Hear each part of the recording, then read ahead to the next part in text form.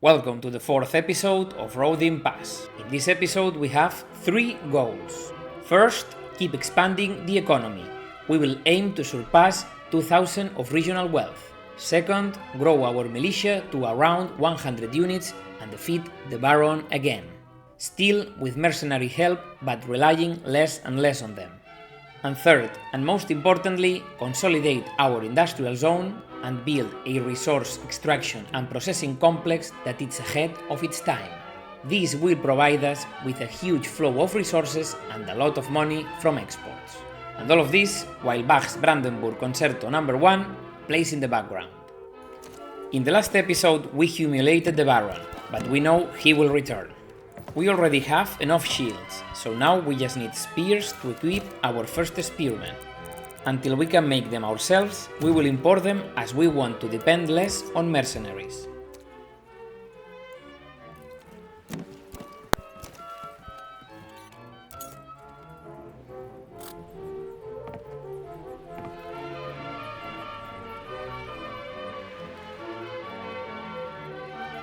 Winter falls on Rodin Pass, but we've got plenty of food and firewood, so no worries there.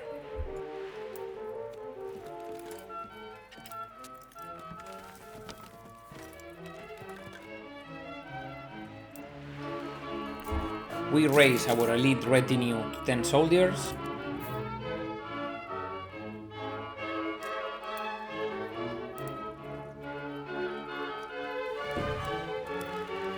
We are raising taxes a bit now that approval has stabilized.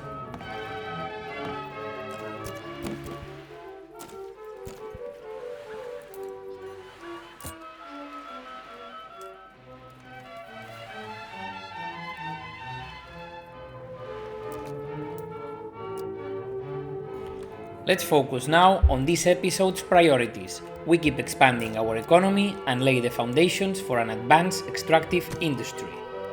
We start by doubling our salt and clay mining capacity. If you didn't know, we can place several mines on these resource spots.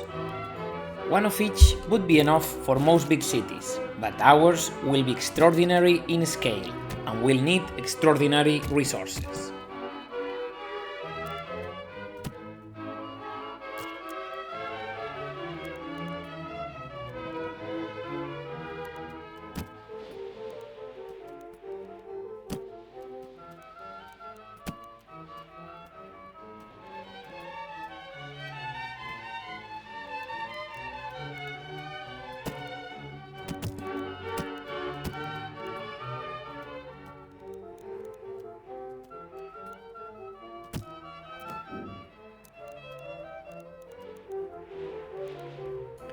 Now we will design a radial woodcutting network around the mines to centralize all resource extraction in this area. As you can see, I like to centralize things, warehouses, workshops, and now this extractive industry, since it makes easier to locate and manage buildings.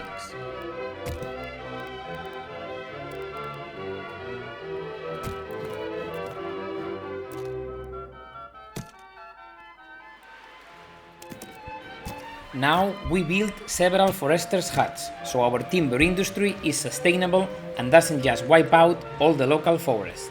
Plus, this ensures trees are always nearby, keeping production steady and efficient.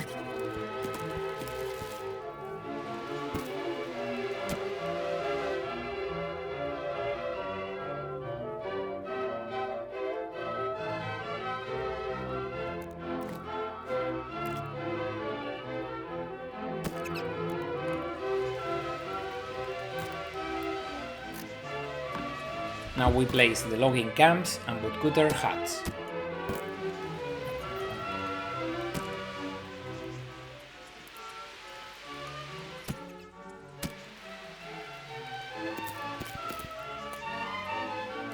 Look at our young apple trees growing. Beautiful.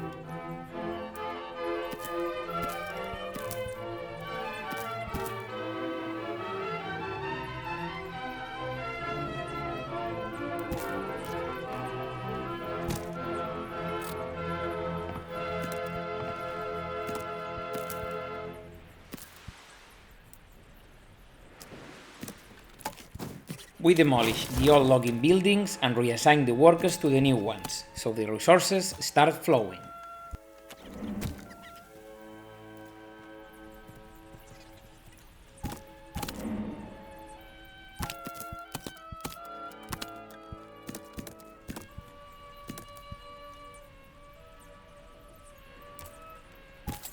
We hire a couple more soldiers for our retinue, and just then a new claim from the Baron arrives. Time to crush him again. To play it safe, we will hire the best melee mercenaries, which we will support with our militia of archers.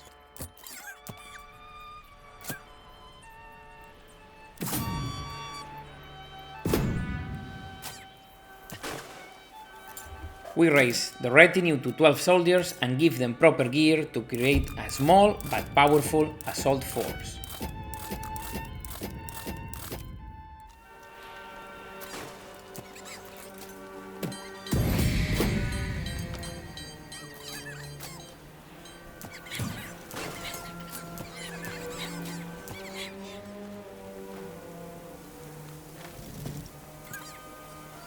As in previous battles, we will use a basic but effective formation. Melee in front, archers behind and flanking units on the sides.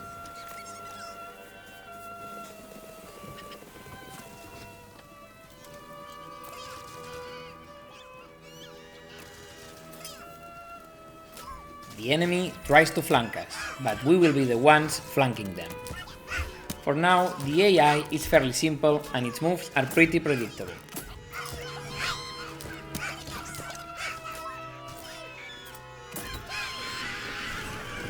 We've got these units completely surrounded.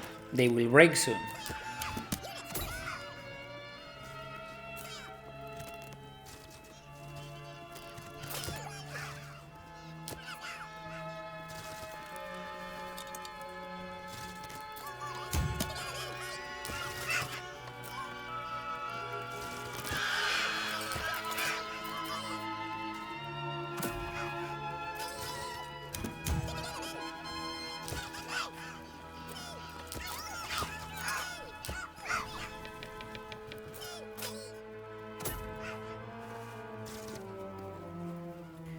And look at that, bandits are helping us by fighting the Baron. Let's thank them by wiping out both sides.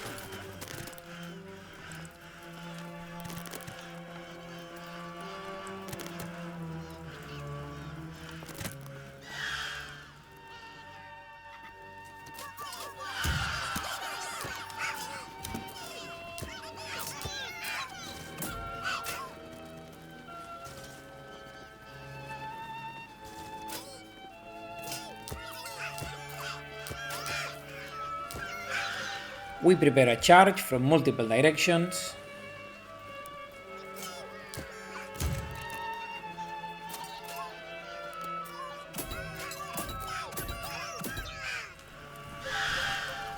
And let's get them.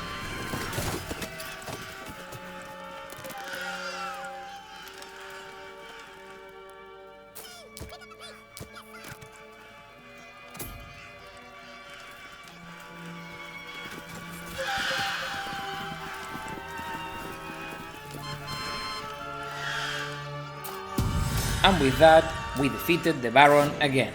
Not too hard, though we still relied on mercenaries. And this time, we'll try to reduce the penalties from corpses. We'll bury as many as possible and lower the taxes temporarily.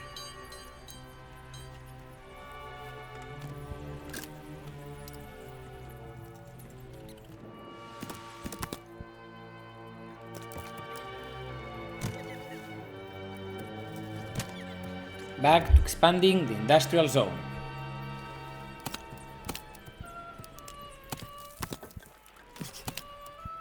Corpse problem sorted. We can now reassign those workers to other tasks.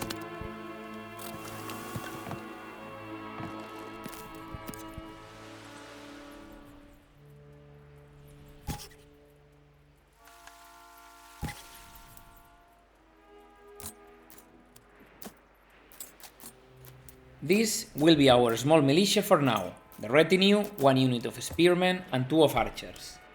Later we will replace the archers with crossbowmen, and have 3 units of them, 3 of spearmen and the retinue. With that army we will win any battle.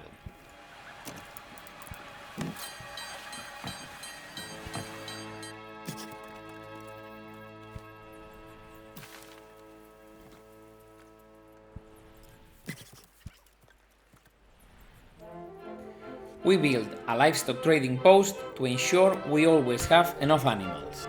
Since they can die for various reasons, this way we automate the supply instead of buying them one by one.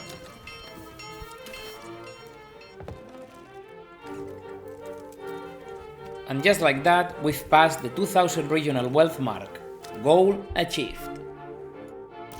Now we will keep expanding our militia, but first let's grow the city a bit with our first tavern and some more homes.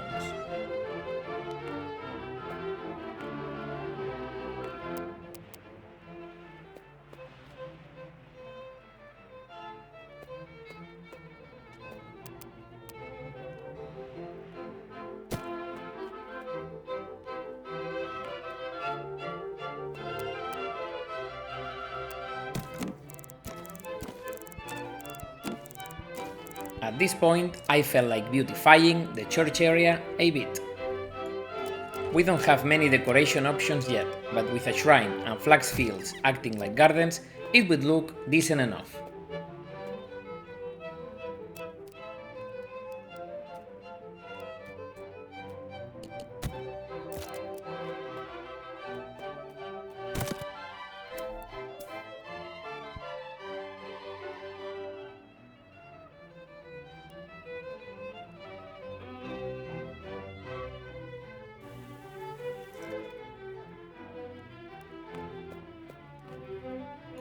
In this small spot, I decided to place a sheep pasture. I think it fits nicely.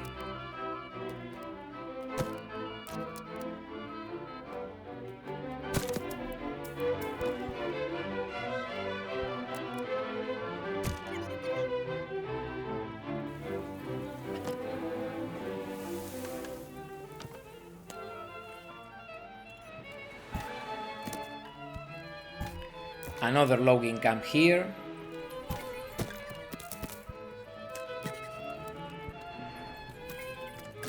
We manage the import of oxen and horses.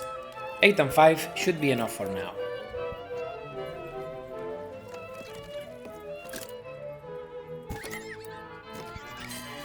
And here we go again, the Baron's challenge.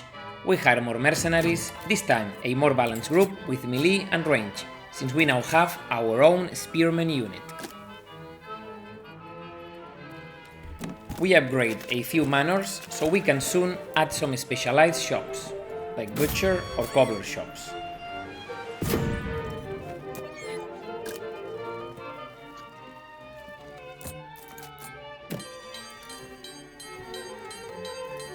We collab our troops, and doing the math, we now have exactly 100 of our own soldiers. It's finally starting to look like a real army. Maybe next time we won't need the mercenaries. So, goal achieved.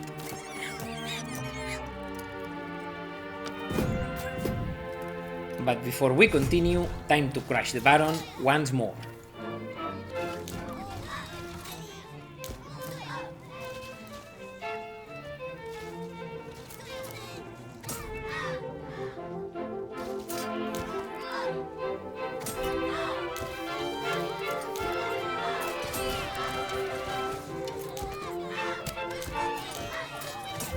Our retinue is outnumbered, so we will have them fall back until reinforcements arrive. This retreat tactic is one of my favorites, and really shows the potential of Manor Lord's military gameplay. Combat already has solid mechanics, and I can imagine how much better it will get with future updates.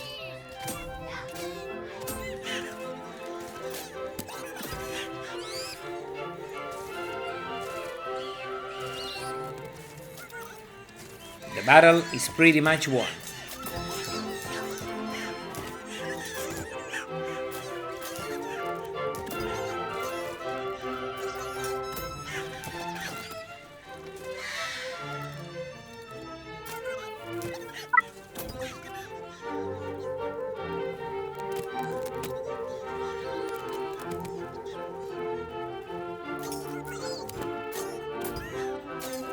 we make the last enemies flee, and we've got our victory. And now yes, let's focus on the final goal of the episode, consolidating the industry so our city's economy becomes unstoppable.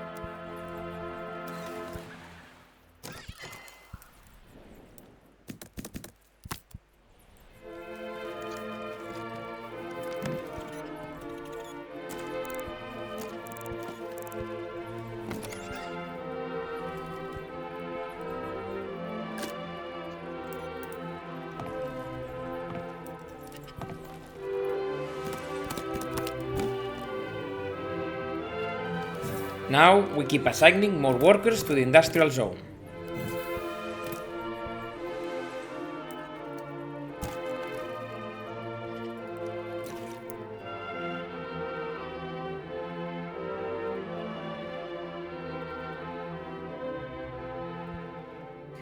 We build our first blacksmith upgrade to produce tools and advanced parts, which we will need for future buildings and stronger weapons like crossbows.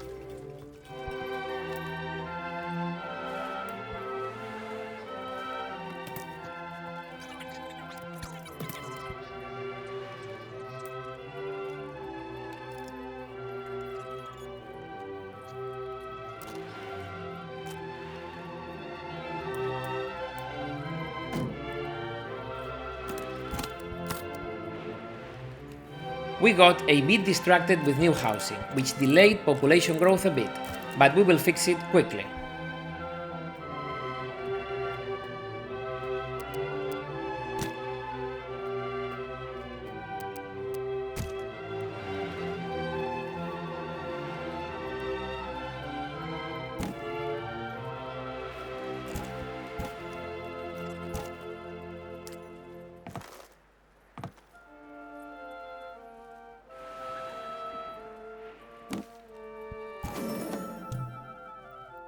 Now we unlock charcoal production. It's a more efficient fuel than firewood and a new export resource that will bring even more profit. Plus, it's required to unlock deep mining later on, which give us infinite salt and clay.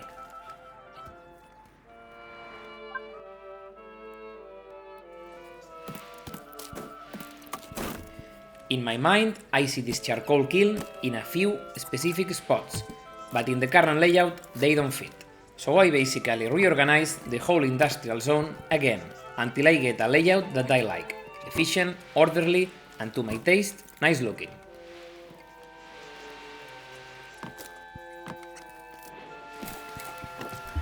We expand the warehouses and granaries a bit, and we are now producing sausages, which let us double meat efficiency as one piece of meat becomes 2 sausages. We stop exporting firewood for a while, until our industrial area is back up and running, and we mark charcoal for export, for when we have a surplus.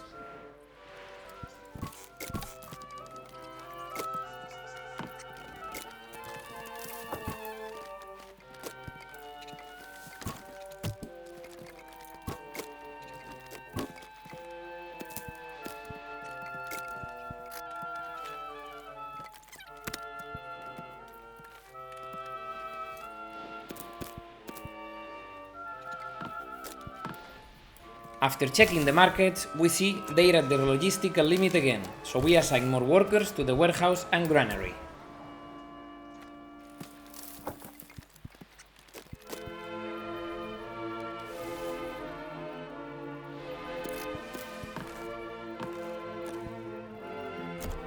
As you can see, we've started producing our own spears.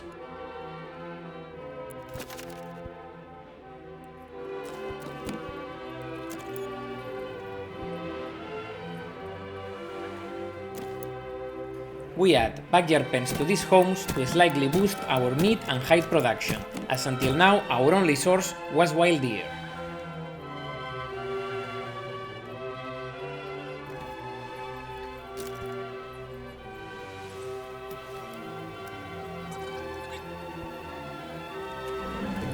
We raise taxes again, as approval is now very high.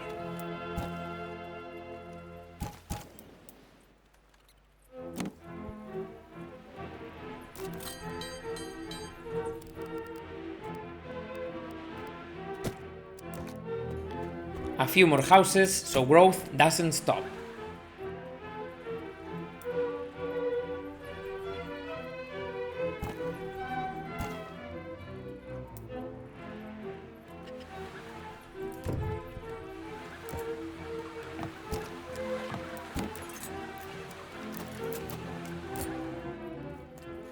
And now the time has come to start producing crossbows. This will be a massive upgrade for our army, as crossbowmen are by far the best ranged unit.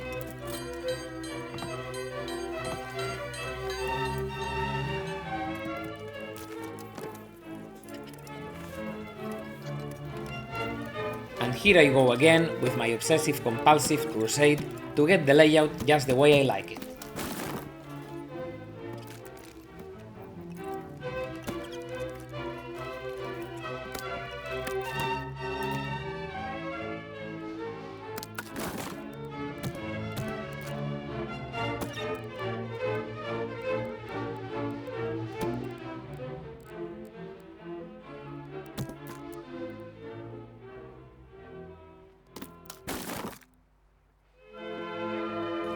Little by little, I'm getting the setup I want, but for those of you who aren't so picky, you can totally avoid this part.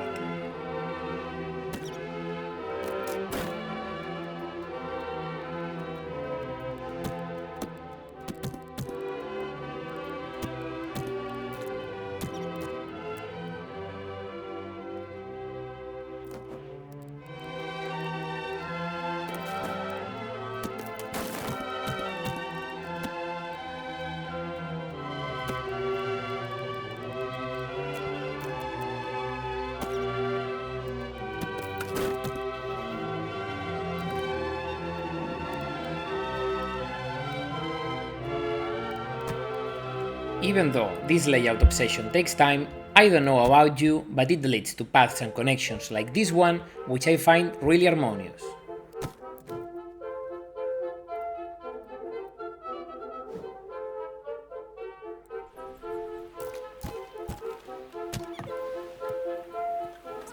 So satisfying to see everything click into place.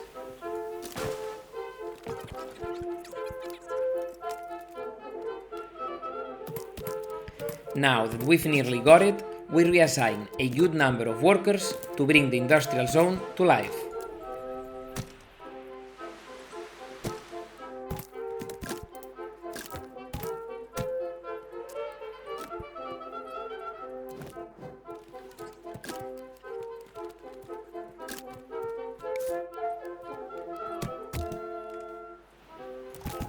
And with this last logging camp, we've got ourselves a spectacular, ahead of its time, industrial zone, one that will power our city's economy with massive, sustainable output. Goal achieved. And that's the end of the episode, where we secured the city's independence and boosted its economy and industry to support a large city. And the next episode will be something special. Besides growing the city and army even more, we will finally design the huge network of fortifications that will guard this side of the valley from end to end. Probably one of the largest fortification lines ever seen in Manor worlds. So, what did you think of the industrial zone's development? Got any ideas or suggestions? I would love to read them in the comments. See you in the next episode. And remember, the mightiest walls can protect cities for centuries, until an orc with a firecracker complex shows up.